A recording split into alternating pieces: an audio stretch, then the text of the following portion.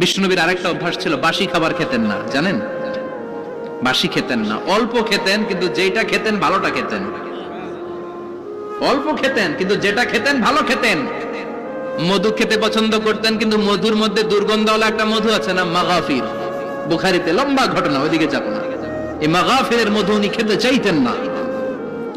ভালো সুগন্ধিওয়ালা মধু তিনি বিশ্বনবী খেতে পছন্দ করতেন। বিশ্বনবীর খাবারের তালিকায় সবচেয়ে পছন্দনীয় তালিকায় ছিল এই মধু। মধু খেতেন, দুধ খেতেন, খেজুর খেতেন, জব খেতেন, বার্লি খেতেন, ছাগলের বাজুর মাংস খেতে পছন্দ করতেন, সিনার মাংস। সুবহানাল্লাহ কইবেন না? What a choice!